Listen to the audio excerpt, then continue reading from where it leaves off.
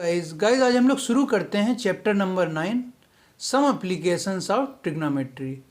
ठीक है, तो अभी तक हम लोगों ने चैप्टर 8 जो ट्रिग्नोमेट्री का पढ़ा था उसमें हम लोगों ने क्या सीखा था, आइडेंटिटीज सीखी थी और कुछ एंगल्स भी देखे थे हम लोगों ने। जैसे एंगल्स की टेबल सीखी थी, साइन 30 और 30 degree, 0 degree, 45 degree, 60 degree, 90 degree, ये वाली एक टेबल देखी थी। और हम लोगों ने कुछ आइडेंटिटीज़ भी देखी थी, जैसे sine square theta plus cos square theta बराबर 1। तो क्या क्या हम लोगों ने पढ़ा था, sine square theta plus cos square theta बराबर 1, ये वाली एक आइडेंटिटी थी हमारी। सेक स्क्वायर थीटा बराबर 1 प्लस टेन स्क्वायर थीटा, ये वाली आइडेंटिटी थी। कॉसेक स्क्वायर थीटा बराबर 1 प्लस कॉट स्क्वायर थीटा, ये आइडेंटिटीज़ हम लोगों ने सीखी थी।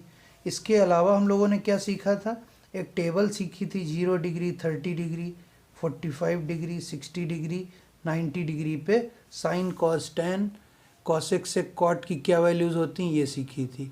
और हम लोगों ने क्या सीखा था, कॉम्प्लीमेंट्री एंगल्स, तो उनके कुछ फार्मूले सीखे थे, जैसे साइन 90 माइनस थीटा बराबर कॉस थीटा, ये हम लोगों ने सीखा था। या कॉस 90 माइनस थीटा बराबर sine theta, tan 90 minus theta बराबर कॉट थीटा, ये सारी हम लोगों ने फॉर्मूले या आइडेंटिटीज सीखी थी चैप्टर नंबर 8 में। ठीक है, हम लोग जो चैप्टर नंबर 9 है हमारा, तो हम लोग इसमें ट्रिग्नोमेट्री के एप्लीकेशन सीखेंगे। मतलब एप्लीकेशन का क्या मतलब होता है, इसके हम लोग यूज़ क्या कर सकते हैं, ट्रिग्नोमेट्री का यूज़ कैसे कर सकते हैं, कहाँ कर सकते हैं इसका यूज़। ठीक है, तो बेसिकली हम लोग जो ट्रिग्नोमेट्री का यूज़ करते हैं वो हाइट और डिस्टेंस निकालने के लिए करते हैं। ठीक है, तो ट्रिग्नोमेट्री जो यूज़ हम लोग करेंगे, ये जो हम लोगों ने चैप्टर 8 में जो नॉलेज एक्वायर करी है उसके हिसाब से हम लोग चैप्टर 9 में इसको अप्लाई करेंगे। ठीक है, तो अप्लाई करेंगे मतलब हम लोग क्या करेंगे, इसका यूज़ करेंगे क्या निकालने के लिए, हाइट और डिस्टेंस निकालने में किसी के भी। तो ट्रिग्नोमेट्री हमारी used for finding height and distance।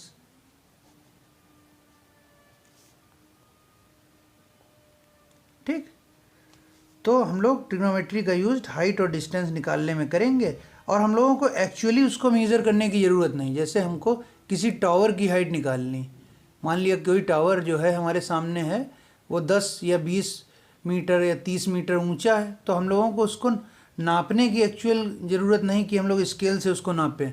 हम लोग ट्रिग्नोमेट्री का यूज़ करेंगे और हम लोग उसकी हाइट निकाल लेंगे, या वो हमसे कितनी दूर है ये हम लोग निकाल सकते हैं। ठीक है, तो ये एप्लीकेशन है ट्रिग्नोमेट्री का, चैप्टर नंबर 9 में इसका यूज़ करेंगे किसी की भी हाइट और डिस्टेंस निकालने के लिए। ठीक है, तो हम लोगों ने चैप्टर 8 में देखा था कि जो हम लोग ट्रिग्नोमेट्री को अप्लाई करते हैं वो राइट एंगल ट्रायंगल में अप्लाई करते हैं। ठीक है, तो ये हमारा राइट एंगल ट्रायंगल है। तो ये जो हम लोगों ने यहाँ पे हाइट लिखी है, ये हमारी ये हाइट है। तो हाइट हमेशा हमारी राइट एंगल पे होती, मतलब 90 डिग्री बनाती ग्राउंड के साथ, तो ये हमारी हाइट है। ठीक है, और डिस्टेंस हमारी क्या है, अगर ये हमारा कोई टावर है, मान लिया ए है, ए बी सी ट्रायंगल है, उसमें ये ए बी है हमारा एक टावर, और टावर का जो फुट है उसकी सी पॉइंट से डिस्टेंस कितनी है। जैसे हम लोगों को कोई क्वेश्चन दिया है, उसमें हम लोगों को क्या करना है, एक टावर दिया है और एक ऑब्जेक्ट है हमारा, या कोई पर्सन यहाँ पे खड़ा है टावर से, तो हमको ये निकालना है कितनी दूरी पर है वो पर्सन टावर से, टावर के फुट से वो कितनी दूर है, ये हमको निकालना है। तो ये हमारी डिस्टेंस हो गई। तो हम लोगों को यही निकालना है ट्रिग्नोमेट्री से, फाइंडिंग हाइट एंड डिस्टेंस, ये हाइट निकालनी है और ये डिस्टेंस निकालनी है। ठीक है, तो हम लोग कैसे निकालेंगे, अगर हम लोगों को कोई भी एंगल मालूम होगा, जैसे ये एंगल हम लोगों को मालूम होगा, तो हम लोग हाइट और डिस्टेंस निकाल लेंगे। तो हम लोगों ने वो फार्मूला पढ़ रखा है हम लोगों का, तो हम लोगों ने जो फार्मूला पढ़ रखा था वो क्या था, पंडित भानु प्रकाश और हिंदुस्तान हरा भरा, ये फार्मूला हम लोगों ने पढ़ रखा है, इसका हम लोग यूज़ करेंगे और वैल्यूज़ निकाल लेंगे। ठीक है, तो हाइट हमारी क्या है, 90 डिग्री पे, हाइट हमेशा 90 डिग्री पे होती है, और डिस्टेंस हमारी हॉरिजॉन्टल, ये हमारा हॉरिजॉन्टल लेवल है, इसको हम लोग क्या कह सकते हैं, हॉरिजॉन्टल लेवल या हॉरिजॉन्टल लाइन। और हाइट को क्या कहते हैं हम लोग, वर्टिकल लाइन। ठीक है, तो इस चैप्टर में हम लोगों को दो टाइप के एंगल पढ़ने हैं। इतनी इन्फॉर्मेशन जो हम लोगों ने चैप्टर नंबर 8 में ली थी वो तो अप्लाई करनी ही करनी, साथ ही हम लोगों को दो टाइप के यहाँ पे एंगल देखने हैं। ठीक है, तो एंगल हमारे जो दो टाइप के हैं वो, उनमें से पहला एंगल है हमारा एंगल ऑफ एलिवेशन और दूसरा है एंगल ऑफ डिप्रेशन। तो हमको दो एंगल पढ़ने, उनमें पहला है एंगल ऑफ एलिवेशन। ठीक, और दूसरा एंगल होगा हमारा एंगल ऑफ डिप्रेशन। ये दो एंगल हम लोगों को पढ़ने।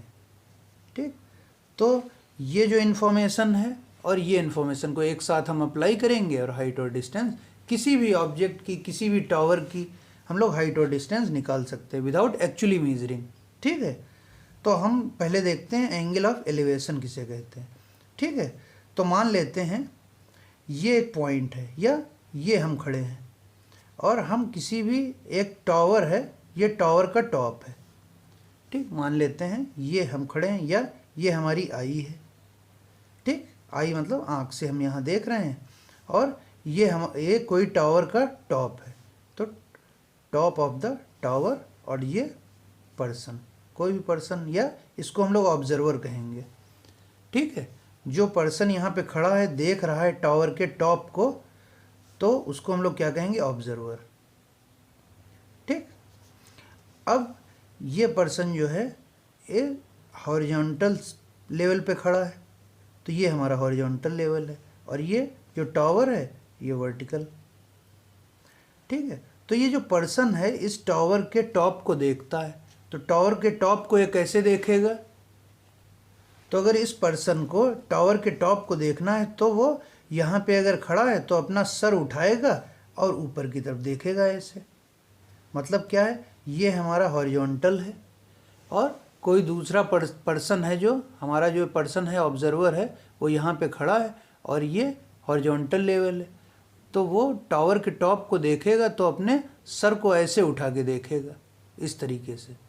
ठीक है, तो जो एंगल, जब वो अपने सर को ऐसे ऊपर की तरफ उठा के देखेगा, तो जो एंगल हॉरिजॉन्टल के साथ बनेगा, ये एंगल, ये हॉरिजॉन्टल हमारा, ये एंगल हमारा बन रहा है, इसको हम लोग क्या कहेंगे, एंगल ऑफ एलिवेशन। ठीक है, तो क्या है हमारा एंगल ऑफ एलिवेशन, अगर कोई भी ऑब्जेक्ट हमारा है टॉप पे, ऊंचाई पे है, हॉरिजॉन्टल लेवल से ऊंचाई पे है, और यहाँ पे हम खड़े हैं, कोई भी ऑब्जर्वर खड़ा है, तो उस ऑब्जेक्ट को अगर देखता है जो हॉरिजॉन्टल से एबव है, तो जो एंगल बनता है हॉरिजॉन्टल लेवल से, उसको हम लोग क्या कहते हैं, एंगल ऑफ एलिवेशन। मतलब ये वाला एंगल, जब वो अपने हेड को, ये हॉरिजॉन्टल लेवल है, हेड को ऐसे उठा के ऊपर की तरफ देखता है, तो इसको हम लोग क्या कहेंगे, एंगल ऑफ एलिवेशन। और जो ये लाइन बनती है, ये वाली हमारी जो लाइन है, इसको हम लोग क्या कहते हैं, line of site. Line of site, वो देख किधर रहा है, वो ऐसे देख रहा है, हॉरिजॉन्टल पे था पहले, जब उसने टॉप को देखना शुरू किया तो ये टॉप की तरफ देखा, तो ये हमारी लाइन जो बन गई, इसको हम लोग लाइन ऑफ साइट कहते हैं। और ये जो एंगल बनता है, एंगल ऑफ एलिवेशन कहते हैं इसको। ठीक है, तो एंगल ऑफ एलिवेशन में हमेशा हमारा हेड ऊपर की तरफ जाता है, मतलब हमारी लाइन ऑफ साइट ऊपर की तरफ जाती है। ठीक, और हमारा जो ऑब्जेक्ट है जिसको हम देख रहे हैं वो ग्राउंड से एबव है, तो हम लोग ये चीज़ इसमें ध्यान रखेंगे। फॉर एंगल ऑफ एलिवेशन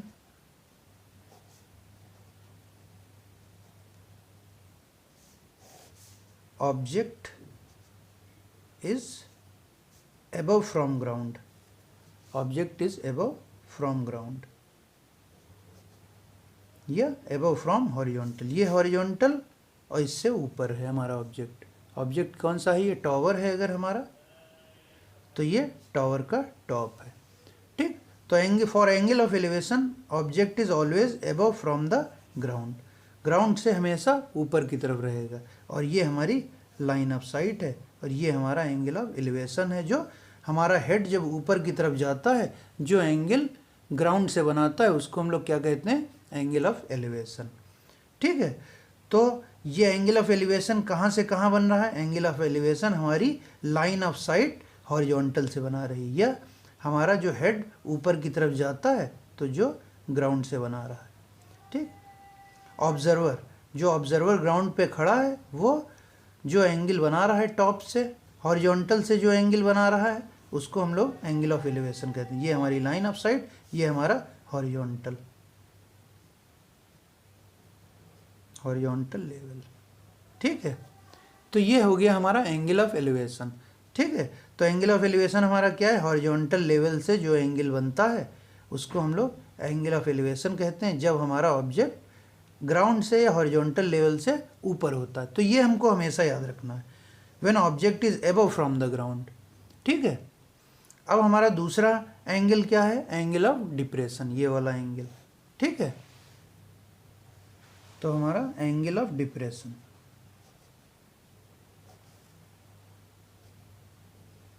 तो एंगल ऑफ डिप्रेशन हम लोग किसे कहते हैं, तो मान लेते हैं ऑब्जर्वर यहाँ खड़ा है। ठीक, ऑब्जर्वर या कोई पर्सन ए है वो यहाँ पे खड़ा है। ठीक, और हमारा ऑब्जेक्ट यहाँ पे रखा है बी। मान लिया कोई पर्सन या ऑब्जर्वर छत पे खड़ा है और नीचे एक ये फुटबॉल है, तो ये उसको देख रहा है फुटबॉल को। ठीक है, और क्या है, ये पर्सन के लिए हॉरिजॉन्टल, पर्सन ऑब्जर्वर के लिए हॉरिजॉन्टल लेवल ये हो गया। ठीक है, अब ये देख रहा है इसको, ये ऑब्जेक्ट है, इसको ये देख रहा है, तो ये ऐसे देख रहा है। पर्सन के लिए हॉरिजॉन्टल लेवल ये हुआ। ठीक, और ये इसको देख रहा है।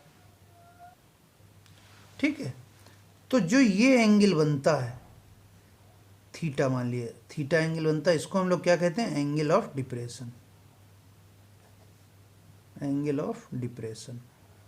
ठीक, ये हमारा angle of depression. Angle of depression क्या, ये हॉरिजॉन्टल है और हमारा ऑब्जेक्ट हॉरिजॉन्टल से नीचे रखा है। ठीक, ये हमारा ऑब्जेक्ट है, ये हमारा ऑब्जर्वर है, ऑब्जर्वर, ये ऑब्जेक्ट है, और जो ऑब्जर्वर है वो ग्राउंड लेवल से या हॉरिजॉन्टल से, उसके हॉरिजॉन्टल से नीचे रखे ऑब्जेक्ट को देख रहा है। तो ये हमारा एंगल ऑफ डिप्रेशन। हॉरिजॉन्टल से लाइन ऑफ साइट जो एंगल बनाएगी उसको हम लोग कहेंगे angle of depression when object is below the ground, object is below the horizontal level. तो इस लाइन को हम लोग क्या कहेंगे, line of site, line of site. ठीक है, तो इसको हम लोग क्या कहेंगे, लाइन ऑफ साइट। तो एक बार फिर से, तो हमारा एंगल ऑफ एलिवेशन क्या था, एंगल ऑफ एलिवेशन क्या था, जब हमारा ऑब्जेक्ट, ऑब्जर्वर कोई भी ऑब्जेक्ट जो ग्राउंड लेवल से ऊपर है उसको देख रहा है, तो उसको हेड अपना टर्न करना पड़ेगा ऊपर की तरफ, तो अपने हेड को वो ऊपर की तरफ टर्न करता है। तो हॉरिजॉन्टल से जो एंगल बनता है उसको हम लोग एंगल ऑफ एलिवेशन कहते हैं, जब हमारा हेड ऊपर की तरफ टर्न होता है, मतलब हमारा जो ऑब्जेक्ट है वो हॉरिजॉन्टल से ऊपर रखा है, हॉरिजॉन्टल लेवल से ऊपर रखा है। ठीक, ये हमारी लाइन ऑफ साइट होती थी, ये हमारा हॉरिजॉन्टल लेवल। ठीक, अब हमारा एंगल ऑफ डिप्रेशन क्या है, जब हमारा ऑब्जेक्ट ग्राउंड लेवल से नीचे रखा है या हॉरिजॉन्टल लेवल से नीचे रखा है, और जो ऑब्जर्वर है उसको हॉरिजॉन्टल लेवल से नीचे की तरफ हेड को घुमाना पड़ता है ऐसे। ये हॉरिजॉन्टल लेवल है, हमारा जो ऑब्जर्वर है वो अपने हेड को टर्न करता है नीचे की तरफ। तो हॉरिजॉन्टल लेवल से लाइन ऑफ साइट, ये लाइन ऑफ साइट है जो एंगल बनाती है, उसको एंगल ऑफ डिप्रेशन कहते हैं। और इसकी क्या खास बात है कि हमारा ऑब्जेक्ट जो है हॉरिजॉन्टल लेवल से नीचे रखा होता है। ठीक, ये हॉरिजॉन्टल लेवल, ये हमारा ऑब्जेक्ट है। ठीक, तो ये हमारा हो गया एंगल ऑफ डिप्रेशन। तो एंगल ऑफ एलिवेशन के लिए हेड को अप करना पड़ता है, सर उठाना पड़ता है, हेड अप करना पड़ता है, और जब हमारा एंगल ऑफ डिप्रेशन है तो हेड डाउन करना पड़ता है नीचे की तरफ, उसको लोअर डाउन करना पड़ता है अपने हेड को। ठीक है, तो ये रहे हमारे एंगल ऑफ एलिवेशन और एंगल ऑफ डिप्रेशन। ठीक है, तो इन दोनों एंगल हम लोगों को आइडेंटिफाई करना पड़ेगा कि हमारे क्वेश्चंस में एंगल ऑफ एलिवेशन दिया है या एंगल ऑफ डिप्रेशन दिया है। ठीक, उसके अकॉर्डिंग हम लोगों को अपना डायग्राम बनाना होगा, और इस एक्सरसाइज की क्या खास बात है, हम लोगों को डायग्राम पे काफ़ी फोकस करना पड़ेगा। अगर हमारा डायग्राम सही बन जाएगा तो हमारा क्वेश्चन सही बन जाएगा। ठीक है, तो हम लोगों को जितनी भी नॉलेज हम लोगों ने चैप्टर 8 में पढ़ी, और ये angle of elevation, angle of depression, इनकी जो जानकारी है उसका यूज़ करना है हम लोगों को, और क्वेश्चन सॉल्व करेंगे। ठीक है, तो एक बार फिर से हम लोग देख लेते हैं हमारी हाइट क्या होती है। ये है हाइट होती है हमारी, ठीक, और ये हमारा हॉरिजॉन्टल लेवल, या इसको डिस्टेंस कहते हैं और इसको हाइट कहते हैं। ठीक, अब इसका एक एग्जांपल देखते हैं। तो एग्जांपल है हमारा, ए tower stands vertically on ground from a point on the ground which is 1.5 meter away from foot of the tower. The angle of elevation of the top of tower is found to be 60 degree. Find the height of tower. तो हम लोगों को एक tower है उसकी height निकालनी है, और क्वेश्चन में क्या बोला है, एक टावर है जो वर्टिकली ऑन ग्राउंड पे खड़ा है from a point on the ground which is 1.5 metre away from foot of the tower. ठीक है, तो एक टावर है, tower stands vertically on ground, ये टावर है वर्टिकली ग्राउंड पे खड़ा है, सिचुएटेड है। ठीक है, tower stand vertically on ground from a point on the ground, कोई एक पॉइंट है ग्राउंड पे which is 1.5 metre away from foot of the tower. तो ये हमारा फुट ऑफ द टावर है, ये हमारे टावर का टॉप है। तो मान लेते हैं ए जो है हमारा टावर का टॉप है, और बी जो है हमारा फुट ऑफ द टावर। तो B is the foot of tower, और ए हमारा top of the tower, top of the tower. ठीक, तो क्या है, from a point on the ground which is 1.5 metre away from foot of the tower. तो tower के foot से 1.5 metre away एक पॉइंट है, तो ये टावर का फुट है, इससे 1.5 मीटर अवे ये हमारा एक पॉइंट है। दूसरा मान लेते हैं सी, तो इसकी टावर के फुट से इस पॉइंट की डिस्टेंस कितनी है, 1.5 मीटर। ठीक, अब क्या बोल रहा है, the angle of elevation of the top of tower is found to be 60 degree. तो एंगल ऑफ एलिवेशन है, तो मतलब एंगल ऑफ एलिवेशन हमको हेड अपना ऊपर की तरफ करके देखना है। ठीक, तो क्या है, इस पॉइंट से from a point the angle of elevation of top of the tower is found to be 60 degree. तो मतलब ये हमारा टॉप है, ये हमारा ऑब्जर्वर है, कोई पॉइंट है, उससे हमारा एंगल ऑफ एलिवेशन बन रहा है 60 डिग्री। तो ये हमारा एंगल ऑफ एलिवेशन बन रहा है। ठीक, तो angle of elevation horizontal level, और ये हमारी लाइन ऑफ साइट, ये हमारा हॉरिजॉन्टल लेवल। तो हॉरिजॉन्टल लेवल से जो लाइन ऑफ साइट एंगल बनाती है उसको एंगल ऑफ एलिवेशन कहते हैं, यही दिया है।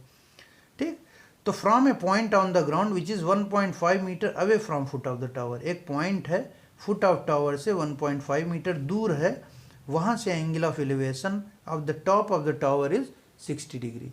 ठीक, find the height of tower, तो हम लोगों को टावर की हाइट निकालनी। ठीक, तो मान लेते हैं हमारी ये टावर की हाइट निकालनी हम लोगों को, तो इसको मान लेते हैं h है टावर की हाइट। ठीक, तो ये टावर की हाइट हम लोगों को निकालनी। ठीक, तो मतलब मान लेते हैं लेट ए बी बराबर h, और हम लोगों को क्या गिवन है, बी सी बराबर 1.5 मीटर, और एंगल दिया है हम लोगों को थीटा बराबर 60 डिग्री, एंगल ऑफ एलिवेशन। ठीक, अब हम लोगों को क्या निकालना है, हाइट निकालनी। ठीक है, तो हम लोगों को गिवन क्या है, एंगल दिया है, हॉरिजॉन्टल डिस्टेंस दी है, वर्टिकल डिस्टेंस निकालनी है।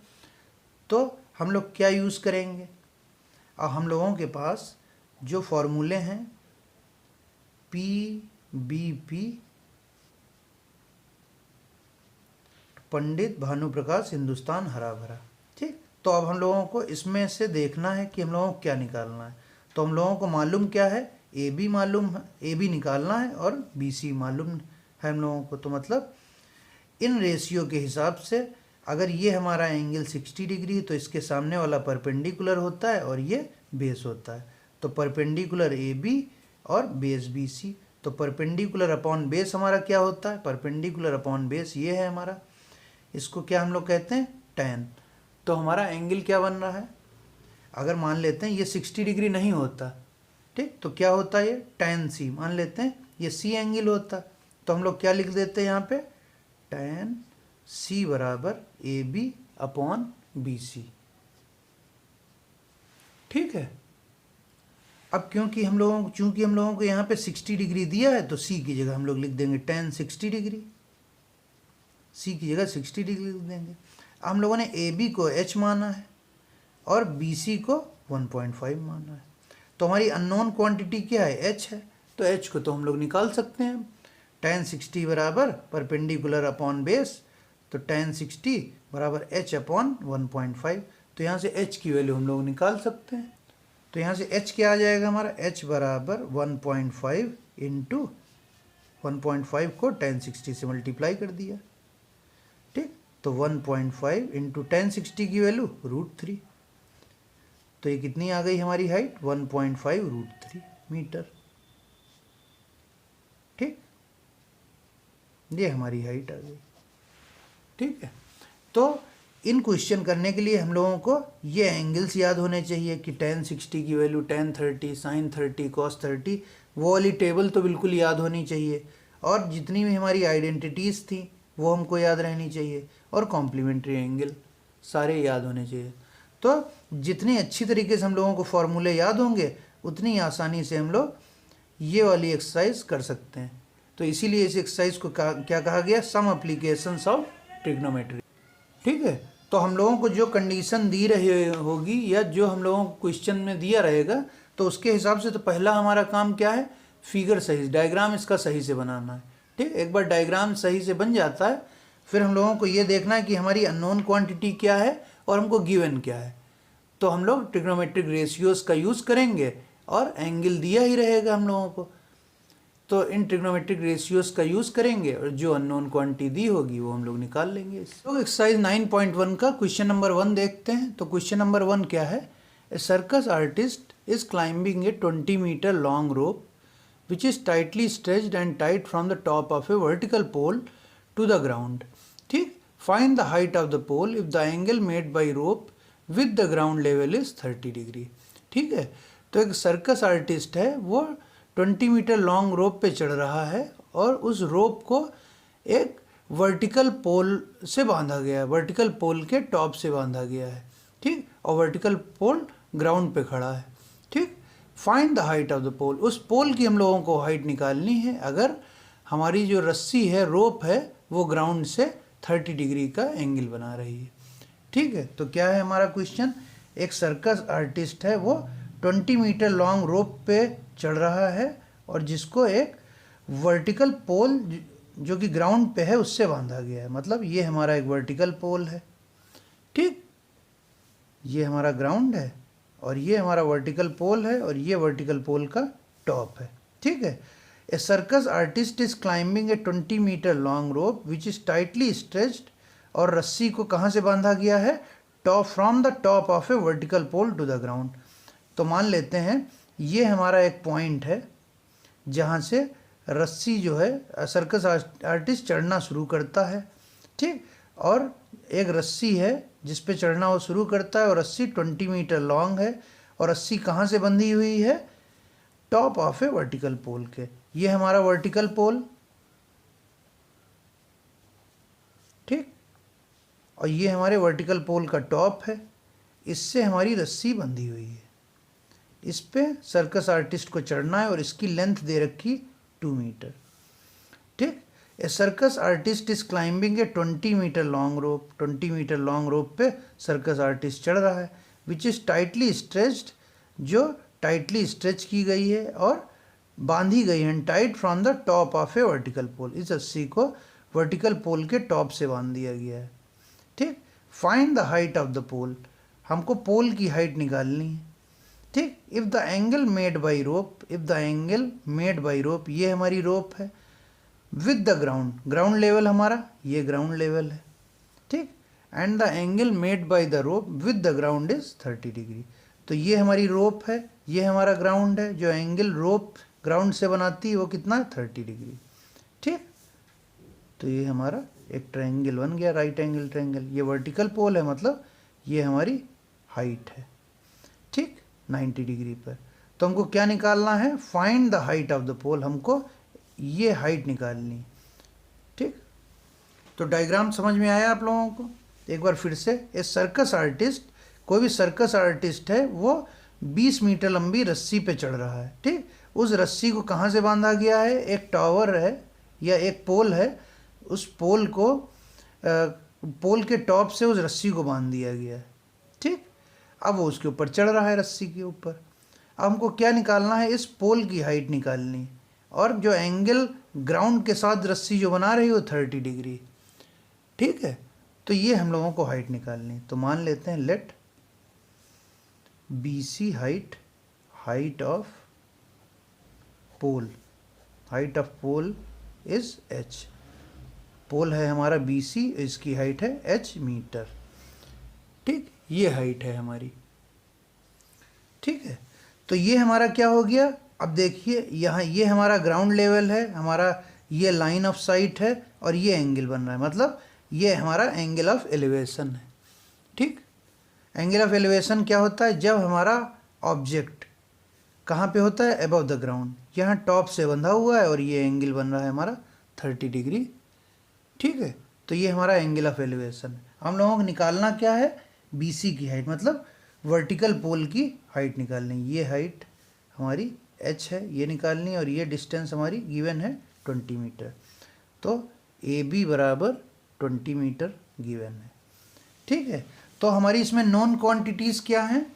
हम लोगों को 30 डिग्री दिया है, और ये लेंथ दी है रोप की 20 मीटर। हम लोगों को हाइट निकालना है। ठीक, तो अब अगर हम लोगों को हाइट निकालना है तो हम लोगों को जो एक गिवन क्वांटिटीज़ हैं इनका ही यूज़ करना है। तो हमारे पास क्या होता है कि एक फार्मूला, पंडित भानु प्रकाश हिंदुस्तान हरा भरा। ठीक, ये हमारा फार्मूला है।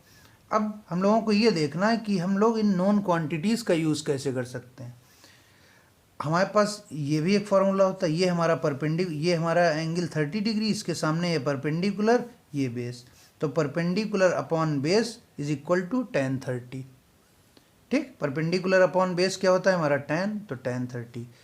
तो अगर हम लोग यहाँ लिख दें परपेंडिकुलर अपॉन बेस बराबर tan 30, तो हमारा h यहाँ पे हम लोग रखेंगे, यहाँ पे रखेंगे बेस बराबर tan 30। तो हमको बेस भी नहीं मालूम है जिससे हम लोग h निकाल सकते हैं। ठीक, तो क्या है, जैसे हमारा क्या है, tan 30 बराबर परपेंडिकुलर है BC और बेस है AC। ठीक, तो हम लोगों को BC h हम लोगों ने लेट किया, वो भी अननोन है, AC गिवन नहीं है, तो हम लोग इस हाइट को नहीं निकाल सकते। ठीक, तो हम लोगों को क्या यूज़ करना पड़ेगा? ऐसा ट्रिग्नोमेट्रिक रेशियो यूज़ करें जिसमें हमारे ये परपेंडिकुलर भी आ जाए और हाइपोटेन्यूज भी आ जाए। तो अब इसमें देख लेते हैं परपेंडिकुलर और हाइपोटेन्यूज। परपेंडिकुलर हाइपोटेन्यूज यहाँ हमको मिल रहा है। ठीक, तो ये किसका है फॉर्मूला? हमारा साइन का। तो साइन 30 बराबर परपेंडिकुलर अपॉन हाइपोटेन्यूज, तो यही हम लोग लगा लेंगे। अब परपेंडिकुलर अपॉन हाइपोटेन्यूज करेंगे तो परपेंडिकुलर हमारा जो है अननोन है और हाइपोटेन्यूज हमारा नोन है, और एंगल 30 की वैल्यू साइन के लिए हम लोगों को मालूम है, तो हम लोग निकाल लेंगे। ठीक है, तो हम लोग क्या लिखेंगे? In triangle ABC। ठीक, तो क्या हो जाएगा हमारा? साइन 30 डिग्री बराबर BC अपॉन AB। ठीक, sine 30 perpendicular upon hypotenuse, perpendicular है BC और हाइपोटेन्यूज है AB। ठीक, अब हम लोग वैल्यू रख देते हैं। साइन 30 की वैल्यू 1/2 और BC की वैल्यू हम लोगों ने h माना है BC को, AB की वैल्यू 20। ठीक, अब इसको सॉल्व कर लेते हैं, तो क्या हो जाएगा हमारा? इस 20 को इधर कर लेते हैं, तो 20/2 बराबर h। तो 2 से 20 को काट देते हैं, 2 1 जा 2 और 0, तो h की वैल्यू आ गई हमारी 10 मीटर। ठीक, अब h की वैल्यू 10 मीटर आ गई, तो ये किसकी है हमारी हाइट? ये हमारे वर्टिकल पोल की हाइट है। ठीक है, तो h क्या आया हमारा? हाइट ऑफ वर्टिकल पोल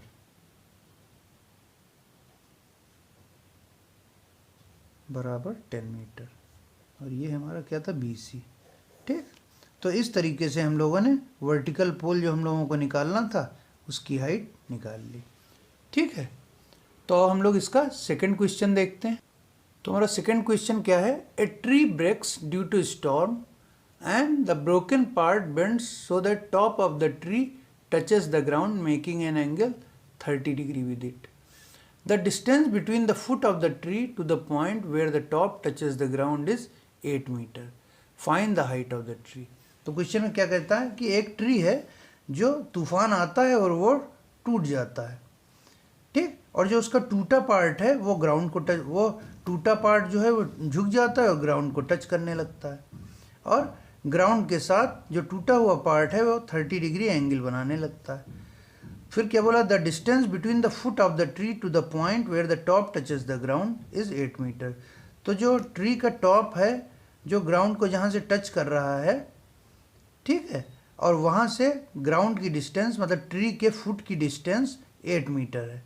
तो हम लोगों को क्या निकालना है, ट्री की हाइट निकालनी, ठीक। तो क्या है हमारा क्वेश्चन में, ये एक हमारा ट्री है, ठीक, ये ट्री है हमारा।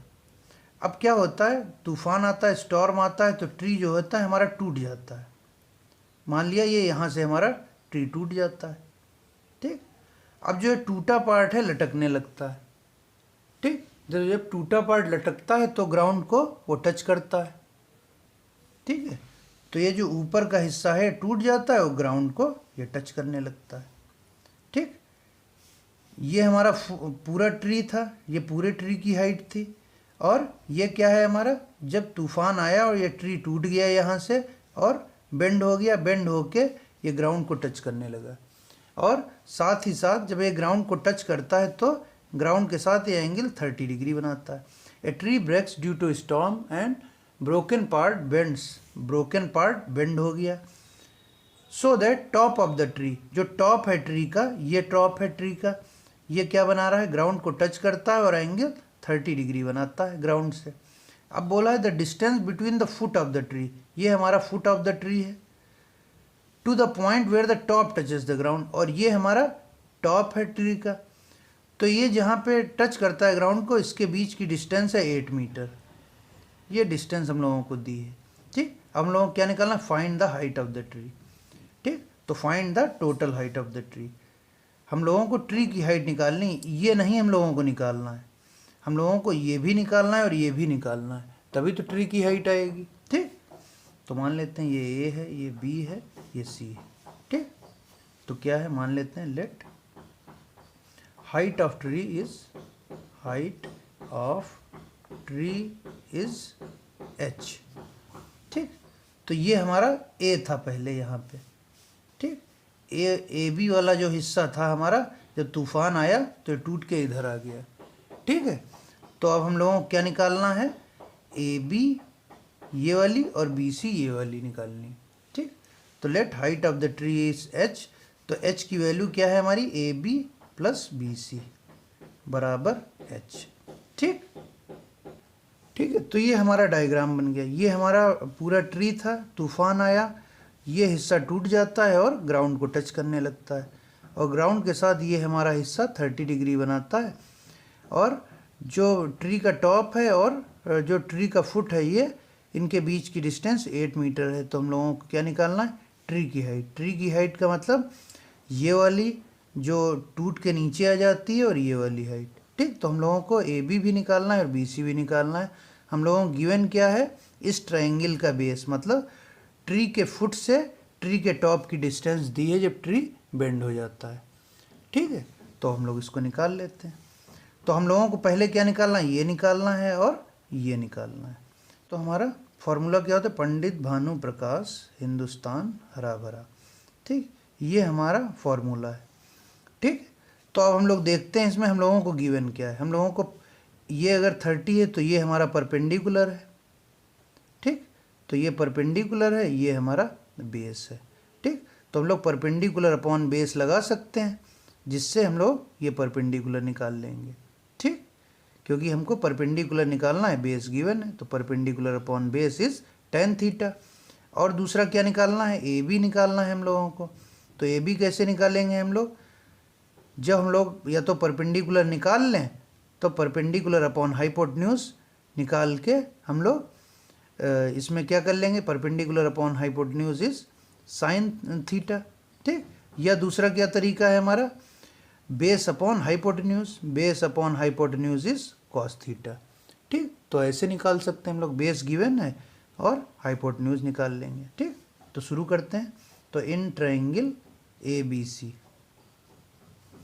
क्या हो जाएगा हमारा, tan 30 बराबर बी सी अपॉन ए सी।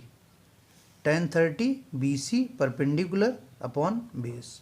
ठीक, तो tan 30 की वैल्यू क्या होती, 1/√3, और बी सी की वैल्यू, बी सी तो है ही हम लोगों को निकालना, और ए सी क्या है हमारा 8 मीटर। ठीक, तो बी सी यहाँ से हमारा कितना आ जाएगा, तो बी सी बराबर 8√3 मीटर। ये आ गया हमारा। हमारी ये जो बी सी की वैल्यू होगी, तो बी सी की वैल्यू, ये 8 इधर जाएगा, 8/√3। तो बी सी हमारा कितना आ गया, 8/√3। ठीक, तो अब हम लोग क्या निकालना है हम लोगों को, अब हम लोगों को ए बी निकालना है। तो हम लोग ए बी कैसे निकालेंगे, इस ट्रायंगल में बेस अपॉन हाइपोटेन्यूज बराबर cos 30, इससे हम लोग ए बी निकाल लेंगे। ठीक है, तो हम लोग क्या लिखेंगे, in triangle A B C cos 30 बराबर ए सी अपॉन ए बी। ठीक, तो cos 30 हमारा कितना होता है, √3/2। ए सी की वैल्यू है 8 और ए बी की वैल्यू हम लोगों को निकालनी है। ठीक है, तो ये क्या हो जाएगा, यहाँ से ए बी और √3 को मल्टीप्लाई कर लेते हैं। तो ए बी √3 बराबर 8 × 2। ठीक, तो 8 × 2 इज 16, ए बी √3। ठीक, तो ए बी की वैल्यू हमारी कितनी आ जाएगी, 16/√3। ठीक, तो हम लोगों को ट्री की फुल हाइट निकालनी है। ठीक है, तो हम लोगों को ट्री की फुल हाइट निकालनी है। तो ट्री की फुल हाइट कैसे निकलेगी, B C plus A B, B C plus A B बराबर एच। एच क्या है हमारी ट्री की हाइट। तो ए बी की वैल्यू आ गई हमारी, बी सी की वैल्यू 8/√3 आई है, और ए बी की वैल्यू हमारी 16/√3 है। तो दोनों को ऐड कर देंगे तो हमारी ट्री की हाइट आ जाएगी। ठीक है, तो हेंस